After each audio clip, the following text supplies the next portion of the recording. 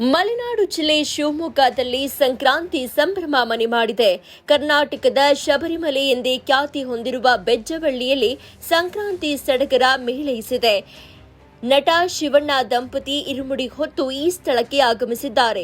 Hat trick hero Shivraj Kumar ಮತ್ತು ಗೀತಾ ಶಿವರಾಜ್ ಕುಮಾರ್ ಈ ಒಂದು ಬೆಜ್ಜವಳ್ಳಿಗೆ ಆಗಮಿಸಿದ್ದಾರೆ.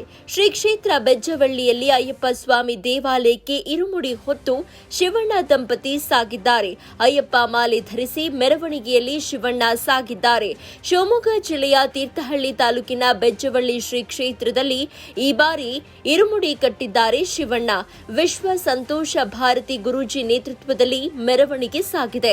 ಅಯ್ಯಪ್ಪ ಸ್ವಾಮಿ ದೇವಾಲಯಕ್ಕೆ ಮೆರವಣಿಗೆ ಸಾಗಿ ಬಂದಿದ್ದು ಮಕರ ಸಂಕ್ರಮಣದ ಅಂಗವಾಗಿ ಅಯ್ಯಪ್ಪನ ಪೂಜೆಗೂ ಮುನ್ನ ಈ ಮೆರವಣಿಗೆ ನಡೆಯಲಿದೆ.